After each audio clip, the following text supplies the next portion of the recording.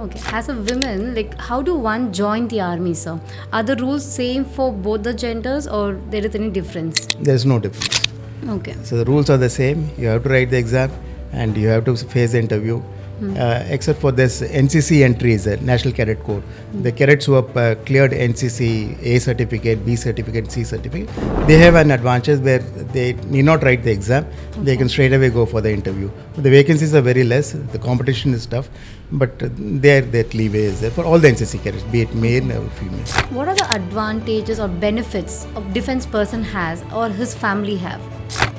See, in the defense services, given accommodation free, free in the sense that nominal charges are there, and rations are provided. Can't match it with the cantonment, which is spick and span, and you have all the facilities and your own kind of the society you're living in. So these are unmatchable. One piece of advice that you will give to young people who want to wear the uniform. Everybody has a desire, I feel that, to join the army or navy or air force, wear the uniform, even as a police or man also, officer like or soldierly like. Then obviously that's the universal energy will conspire to make you one day wear the uniform. There's no doubts about it. Okay. So that is it.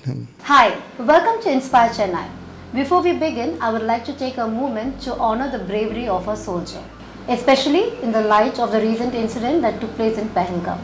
Their extraordinary courage to face the danger. Their unwavering commitment to protect our nation is a true reminder of the meaning of service and sacrifice. Joining us today is Col R. Sivanathan, who hung up his boot this March after 36 years of service in defense. A battle-hardened veteran from Sikh regiment, he led a unit in Kashmir, guarded nation assets, trained over 20,000 NCC cadets, and headed recruitment across South India. Now, he brings all that leadership into corporate world through his adventure zone. Shiva sir, hi, welcome to the show. First of all, how does it feel to hang up the uniform after 36 years? Thank you, Farida, for inviting me to your show. Pleasure. Well, to be frank, after putting in 36 years of commissioned service, it does feel great to have served in the Indian Army. For the complete tenure. But overall, it does give you a sense of satisfaction, and I'm happy about it to have served in this organization. It's a great feeling, in fact. Okay. So have you been a part of any war or any critical situation that India has faced earlier? Yeah, during my tenure, we have had small battles or operations, you can say, not war. After 71, we have not had a war. Any war, yeah. We just had this Kargil action that was also localized towards Jammu and Kashmir. That was a period where I was minding my business in the northeastern border, trying to thwart the Chinese coming inside. Okay. So that is also a place where we have to be careful because that can open up a two-front war. So that area I was deployed during those times. Otherwise, I have served during counter-insurgency operations and also during counter-terrorist operations, where you fight the terrorists. Those can be locals and also the foreign terrorists. That is localized actions, battle actions. Okay.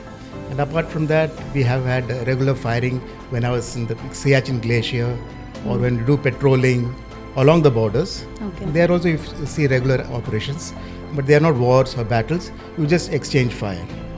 So those kind of actions I will see. Okay. That is it. So let's rewind a bit. You started with Sainik School and then joined Indian Army. So was joining an army your passion from childhood, or you had this in your mind, or it was like, what made you join the army? Well, my father was in the army. He was in the medical corps. Okay. So we have had the privilege of going in the cantonments, growing up in the cantonments. Initially, I was in the Kendriya Vidyalaya, and to join the Sainik School, you have to be like age of 10. So Sainik School is a good platform to launch children into the armed forces. So I also volunteered, seeing other children from my school join the Sainik School. So there's an entrance exam for the school. I cleared it easily, and I joined Sainik School, Amravati Nagar. Okay. And that school trains children to join the National Defense Academy. That's the primary aim of the school, started by Ministry of Defense.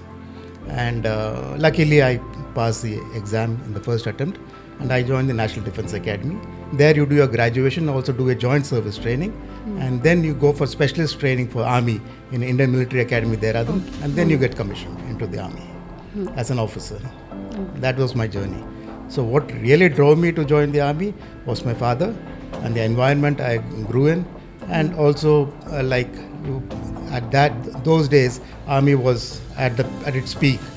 The image it carried, because of post 1971 war, that shadow was still there, and that heroism, and even the war movies, and even the Hindi movies, Bollywood, they all had this army kind of a storyline. So it was a very glamorous occupation.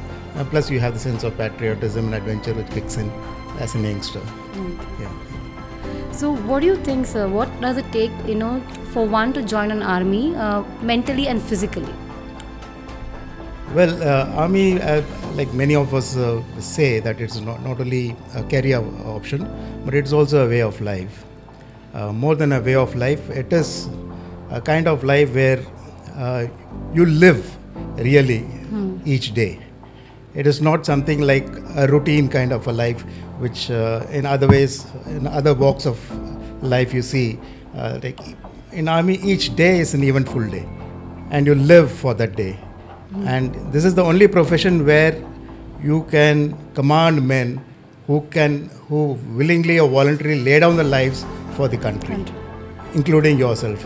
This is the only profession wherein you can exhibit your leadership skill and whatever is there, how you want to mold your command or your team, and make them do things which are unimaginable. So that kind of a lifestyle, of that kind of a gusto, if you have in yourself, if you have that mindset, if you have that attitude to lead men, to do something for the country, to do something for yourself, to live a life full of adventure and courage, bravado, and it's a manly kind of life, and you need to be mentally and physically very alert and very robust, and because decisions are very crucial. These are life and death, a question of life and death. You can't procrastinate. So you have to be very alert. You have to be very knowledgeable, very matured, very sensitive to the situation. So it tickles all your faculties, all your senses. So that kind of a lifestyle, that kind of a charisma if you have, then you are fit enough to join the army. Army doesn't require, or any defense service doesn't require super intelligent guys or below average. Just an average guy with this kind of qualities of good leadership qualities. Ability to take initiative, ability to be a good sportsman, build a team, work with the team, and be a friend, philosopher, guide, and be a brother, be an uncle, whatever it is. It's an all-round kind of a life. So that is why it gives a kick when you join the army. Okay. Yeah. So for someone who's not from the army background, how do they join the army? See, there are various methods to join the army. One entry level is people who pass class 8 and join the army as a sipai, as a tradesman. Only 8th pass is enough. Okay. They are absorbed into the army as tradesmen, means like a hairdresser or a safai wala, those kind of trades. And then there's an entry with 10th standard pass, even as a tradesman, even as a regular soldier. Okay. So they are all metric pass. So they have to be above average in their studies, because 45% aggregate in each subject and 33% overall they have to have that to pass that exam. And there is an online entrance exam nowadays. Earlier it was physical exam. Now this online entrance exam is that they have to clear that exam, the merit list is made, and then they are called for the physical test, and then the medical test, and then they are observed. And there is a technical entry of soldiers also. They have to be class 12 pass. Okay. So they have to have science subjects in the streams, and then they can join. Now, as you must have heard about Agniveer scheme. Okay. So earlier it was all permanent absorption of the troops, of the soldiers. Now Agniveer scheme is what, like the recruits who join, they serve for 4 years. And 25% as on date, 25% will be retained for permanently absorbed into the army. Those who are found fit and those who make it in the merit. And rest are sent back into the civil stream, and they can be absorbed into various other departments, government departments, quota based, and also they give preference in various private sectors. it's kind of a motivation. Plus, they have an incentive of monetary rewards, and a certificate is given and all. Apart from Agniveer system, this is only for soldiers who join. There are other category of soldiers who are permanently absorbed into the army, like the JCO rank as a Granthi or as a Panditji and all this stuff. And there are storekeepers, surveyors. They can also join and as a Havaldar directly. There are nursing assistants who join. There are pharmacists who join. They join directly and based on the qualifications, the eligibility criteria. Whoever wants to join, they can visit the website joinindianarmy.com. Okay. So that website gives all the eligibility criteria, when the exams are being conducted, and what are the requirements like certificates and domicile certificate, educational certificate, the birth certificate. All those things have to be mandatory, and in that you will get all the eligibility criteria, even the physical fitness requirements. Okay. So these are all soldiers category. Okay. Now coming on to the officers, there are various types of entry. Like I went through NDA, National Defence Academy. This is class 12th pass now.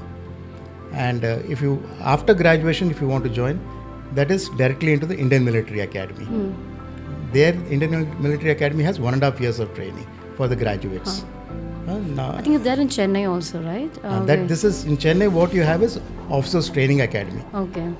Indian Military Academy has there the officers are trained and permanently absorbed. Okay. They can continue the service till 20 years and 30 years and all. But OTA here in Chennai, that's for short service. Okay. So here the officers are trained, and here the training periods for 9 months, and the officers are there for 5 years, extendable to again 5 years, and again further extendable to 4 years, based on the merit again and their performance. So it is not a permanent commission; it's a short service commission. And here now women are also coming, so they can also join OTA. Okay. And in this OTA also there are technical entry and also as a regular entry. So these kind of various entries are there. Again, you can see these details in detail if you want. You can visit the website and it will give you all the information. Okay, sir. It's elaborate because age also varies for various entries. The eligibility, the educational qualification varies, and the physical fitness and all this stuff is there. Okay, sir. Many worry about this SSB interview. So, can you just shed some light on that? Well, Service Selection Board, it's called SSB Interview. There's a one kind of interview where बोलते हैं ना बाल की खाल उधार. So they'll get to know the individual personality and your psychology, and are you really fit enough to join the defense services? You might be a great sheikh, like you can be a scientist also, but to join the defense services there are certain criteria required. Like as I told before, even a super intelligent guy is not necessarily may not be necessarily fit enough to join the defense service. Okay. So that average kind of a guy is required. So this is a 5-day interview session wherein you're tested for psychology, you're tested for your group ability, like can you be a part of a team, and your individual traits. Are you a good public speaker, and are you and your views, your thought process, are you leaning towards any ideology, or you're balanced? So all this, and plus your interview technique, and in that you have to finally, they'll judge you based on your past performance and how good you are to join the defense services. So it's an elaborate process. There are 4 or 5 officers and teams which assess you, so you can't poodle fake in this and fool the system.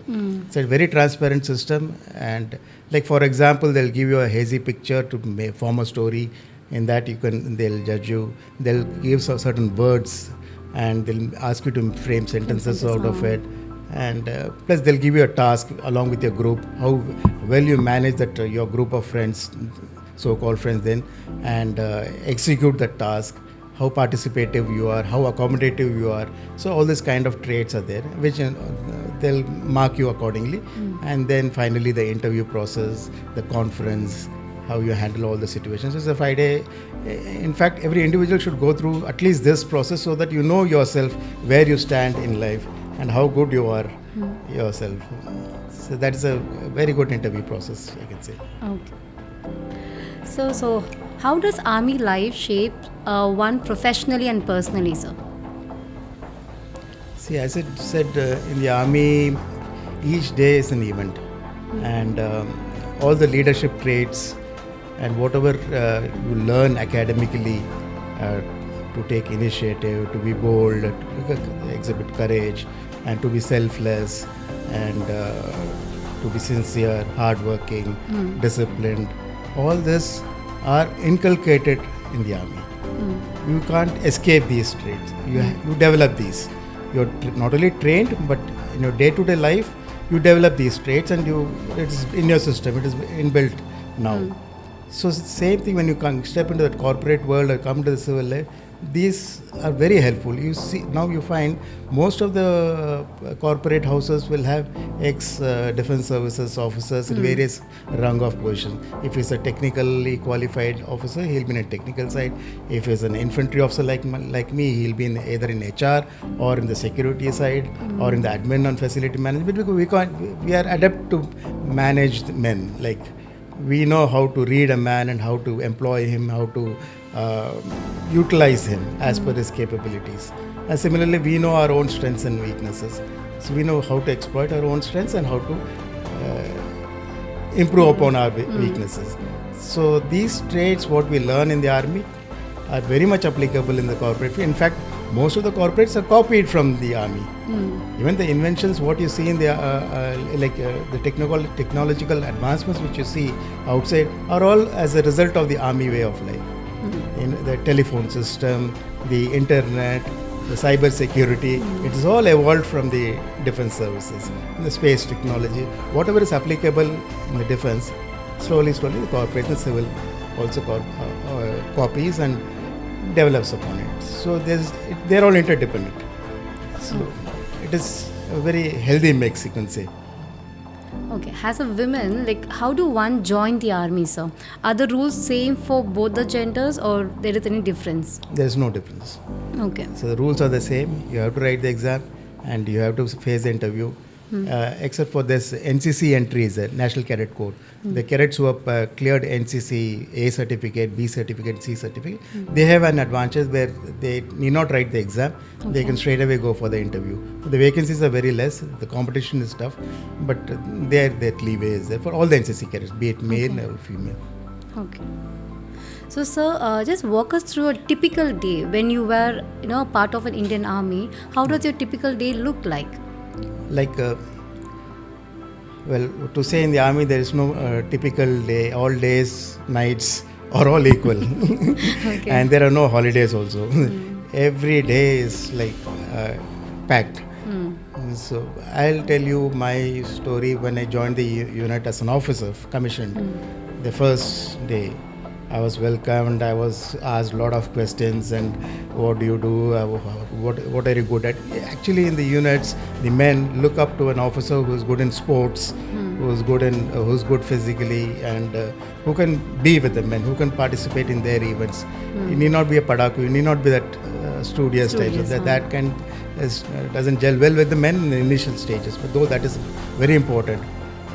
Here itself I'll kill that point. There's a misnomer that in the forge or in the army you need not study or education is not important, but it is vice versa. It's very important to study in the army. In fact, after joining the army, I've studied a lot. Each stage of your rank, you have to study and clear the promotion exams and all. Then only you get promoted. And so now that first day when I joined, after all this interaction with men and JCOs and officers of the new unit, freshly faced, I was a little bit flabbergasted, why are they after me? They're trying to ragada there. But being from Sainik School, National Defense Academy, I was okay, battle hardy, and I took it. Say about night, past midnight, 1 o'clock or so, I hear a bang on my door. Tak, tak, tak. Okay. Saab mereko bachao lo. Imagine, second lieutenant, those days second lieutenant was the first rank. I am in my unit, pitch dark, in a place called Gochar, that is in Joshimath sector, where Lord Badrinath, Lord Kedarnath and all was in that area. And Gochar mein, the leopards also come. Cheetah aata hai, leopard aata hai. That kind. I was really scared. Then I thought, okay, kaun hai? I asked. Saab bachao lo, khol the darwaja. Okay. That means open the door. Save me. The moment I opened the door, I saw a dark man with hair flowing and shouting, let me in. Before, I didn't know how to react. Should I let him inside or should I ask? I said, by then I heard one voice from behind. Saab, don't worry. Just, I'm coming. Punjabi mein bola usne pehle, and then he told me in Hindi that I'm coming, leave him.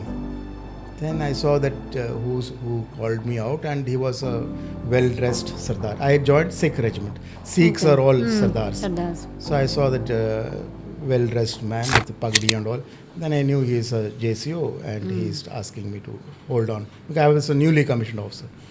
Then the JCO came, caught hold of this man, and in front of me he gave me 2 slaps, and he said, Saab, this guy is drunk, so that's why he's running like this. We'll sort him out, don't worry. So he dragged him and then put him in a place where such cases are handled. I could hear he being given a fair treatment, and he was subdued. That was my first night in the unit. And early morning I find this chap who came to me in that night, fully sober and seeking my apology. He was apologizing to me.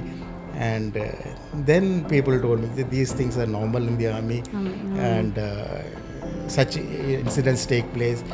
And that was where I learnt to be resilient to such kind of situations, and how the JCO handled him, and not to interfere in such thing where subordinate leaders are there to take care of such institute. And as far the routine is concerned, it starts off like as the sun comes up at dawn and dawns, you are up and about. You start with your physical training and even games, and then you have your short break for breakfast, wash and change. Then you have your training. Various training takes place, like for example your weapon training, your training on your equipment, your map reading, and you're having your team building exercises and all those things. And some are firing, and some are again getting into some battle drills. And these things carry on till about lunchtime. It carries on even post lunch for certain some classes, and so till about 3-4 o'clock some periods or other. There are in between the rest and recoup time is available, and evening again games. Everybody has to play a game, and we all participate. And then by the time you are all completely tired, but you get back, you wash and change. Then there is a mess parade. And mess parade is like where you all go dine together, and you have either some cultural event going on or some kind of a roll call. They call roll calls are compulsory every day, morning and evening, where you assemble everybody and then pass instructions. And if there is any point from other side, from the men, you sort them out, or you pass the orders which are coming from the higher headquarters to the subordinates, and whatever the subordinates want the higher headquarters to know, you assimilate that and then you pass it on. So the entire day goes on like this. And plus there are various events outside your unit also. You participate in some competitions, you go for patrolling, and you have exercises where other couple of units get together and do some mock exercise, they call it, or sand model exercise. A lot of things, a lot of events. So as I said, every day is an event. So what is the biggest mental or the physical challenge you face during the posting, especially during the high altitudes or deserts? Maximum high altitude I have been in Siachen Glacier. That's beyond 18,000 feet, and temperature goes down to minus 40 and below. So there you don't feel hunger. You have constant headaches, and you need to take a lot of precautions to save your skin. I have cases I had case like in my ears, frostbite is there, toes, I have experienced chill blades. The soldiers suffer a lot during the extreme weather conditions, and also the hostile terrain conditions. And you have to be very wary of where you put your next step on, and protect yourself from the extreme winters. And also the food intake has to be very calculated. You can't indulge in drinks. As it is, you don't feel like there, and you don't feel hungry, so you have to force people to eat, and we ourselves, and because everything is frozen there, you get only canned food. And for protein you get egg powder, all canned. And our culture, we are not used to such things. So, and it takes hours to boil and make that food. gande, onion, this, they get frozen, they're hard. Tomatoes are like cricket balls, like that. So you have to keep boiling water and add them and make it soft. And by then that taste is not. But anyway, you eat it just to have that caloric intake. And milk powder comes, you to boil that and eat. And exotic food does come, but you don't have that appetite and you can't eat. So most of the food goes waste, and we use it to mark our boundaries and helipads and our playing fields and all with those, because it's all snow, it's all white. So you need something colorful to. So we use these. That is that kind of a situation comes in. So that was a very tough period, but as you say, like army, we are all like a team. We are like a family. So if we are there for each other, we support each other. So that period also went off very well, and we have fond memories. We make such great bonds, strengthens our bond as a family when you share that hardships together. So that is that high altitude, I said. Okay. And deserts, I have served in the Rajasthan deserts, where you don't know from which orifices sand enters you, and the extreme temperatures, and you have scorpions, snakes, but you have to live in those tents, hold on to them, and dip the bed sheets in water and put it on yourself to save yourself from the extreme heat. And upar se there's activities of our neighbors, like the enemy, something or the other keeps happening, so we have to patrol the borders, keep an eye on that. And so many activities takes place there also. It's a tough life, but we enjoy it. We make best use of whatever condition it is there. That is what teaches you to evolve as a human being, and adverse situations also get the best out of you. And that is very useful, as we mentioned earlier, to civil life. Bahar aake bhi bahut kaam aata hai ye sab. But how do you and your troop manage your stress during such situations? We are there for each other. We share our issues and problems. So there is stress. You can't say that there's no stress. But as a team, if you share, and we have a system called buddy system in our army. Buddy system is there's never a single individual. It is always in pairs. Okay. You have to be together always, minimum. You can have 3 or 4 also. No, you can't always have only 2. You can have 3 or a team. So you share your issues, you share your problems, you help each other. So that is a very great leveler of your stress. And plus we have a lot of activities to let us not think about our stress, and including entertainment. We play from card games, carom board, ludo, snake and ladders, and also outdoor games, be it cricket and football, volleyball, badminton. We just keep ourselves occupied so that we don't feel the stress. But there is combat stress is always there. And you have the fear of unknown, kab goli chalegi, that is a field-like situation. In peace, it has got its own challenges of lack of time and so many things to do and to meet deadlines, events. But it all happens because we are all one team. The unit, born homie is there. We have friends. And so you're never alone in the army. It is an extended family. It's always a team. It is always. Even if we are separated from a family, we know our family is safe. Always, I have heard my friends saying there's always my boys. Yeah, it is like that. Like even post my retirement also, I have boys who call me and I call them and we exchange notes, or kidna chal raha hai, what is happening, and we share and we laugh and all that. Okay. So how can society support and encourage the young people to join the defense? See, what we expect from the society is a little bit of ijjat. That is what every man or human being wants. Respect. And army men, people in the defense personnel, especially because they are voluntarily going to lay down their lives when the need comes. There is no second thought about it. So when you know bakra katne ja raha hai, so you remember how do you pamper that bakra?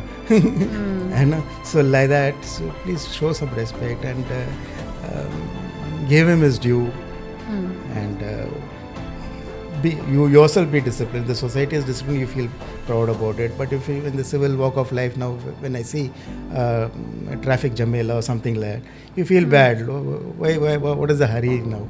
Why can't we be more disciplined? Where is the system gone? And you feel aghast at the way the corruption sometimes sets in various departments and all. But army man can't take it. That's why these aspects if they're taken care. It's a universal problem. I'm sure every society has this kind of a thing. But as an army man, I feel the society should give him his due respect and be a little bit more disciplined. That is better. Okay.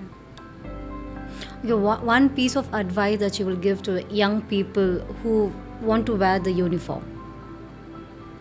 Well, everybody should have. Everybody has a desire. I feel that to join the army or navy or air force, wear the uniform. Even as a police or man also, you have to be really interested in making it into the uniform services. You have to have that inner desire, you call it, like to achieve something, to improve yourself, to show to yourself, to prove to yourself that I can also be as brave as what I see in the movies, and to be a guard, steadfast on the borders and fight the enemy and not look back.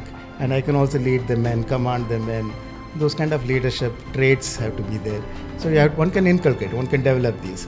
From your school days itself, you take initiative, you become a class monitor, try and exhibit your leadership skills, and whatever you do it to the perfect, try and achieve the perfection, and slowly can inculcate self-discipline. That is when somebody is not watching you how you carry yourself. It is not that only when the boss says you wear your tie or something like that.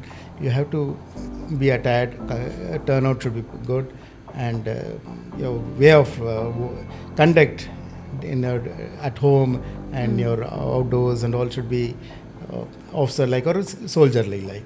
Then obviously that's the universal energy will conspire to make you one day wear the uniform. There's no doubts about it. Okay. So that is it. So there is a mindset in a lot of families, like, they don't let the child go and join the defense easily. They feel like the personal life is totally not in sync once he joins an army. Is that true? No, not like that. The army life is more secure than I think civil life.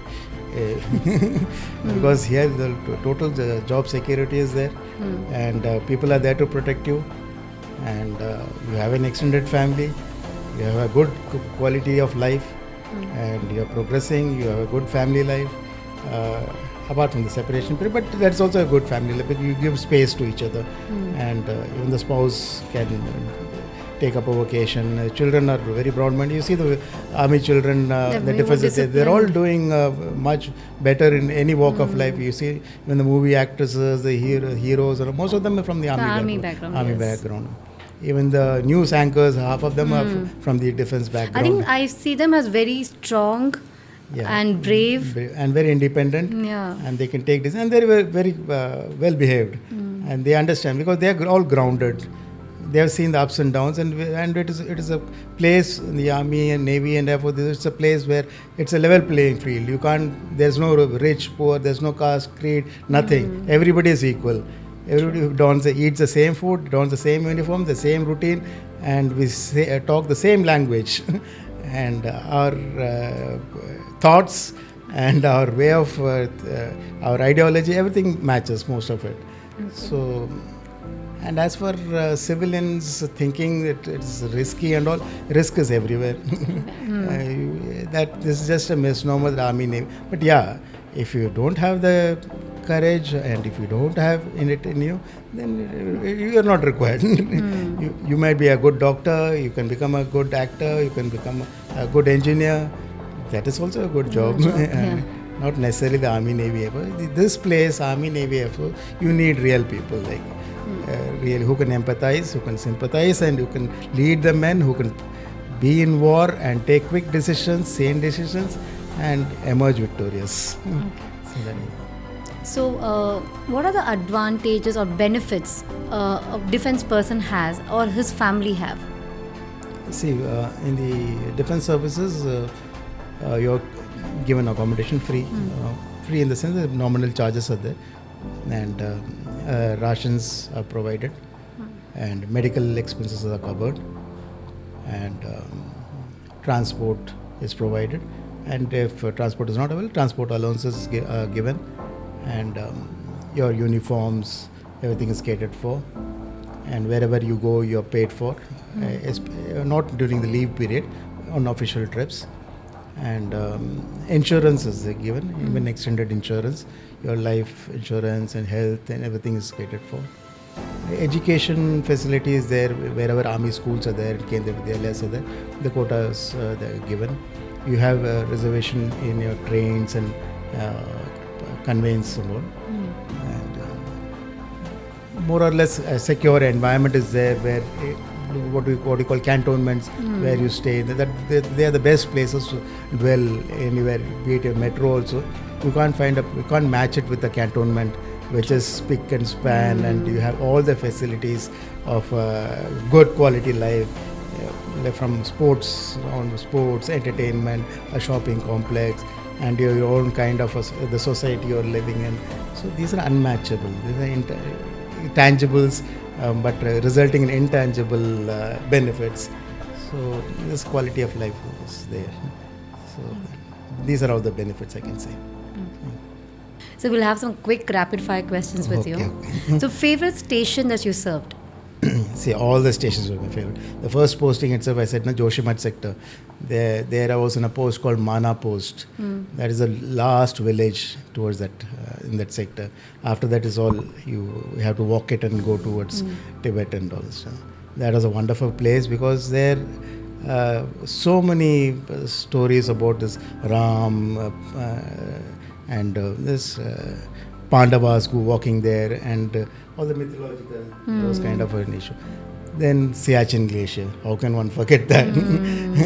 That is another place where we saw a lot of action, we saw a lot of ups and downs in life. That is unforgettable. And the Rajasthan deserts. And Sikkim, I was there in North Sikkim, which is again where we used to interact with the Chinese soldiers and even the Tibetans, and that was also a fun place. And similarly, each and every place has its own memory. There's no one favorite I can say. Okay. But yeah, Siachen takes a cake. Glacier takes a cake. Okay, done. One word your troops would use to describe you? Tambi Khalsa. Because I was more like a Sardar amongst them.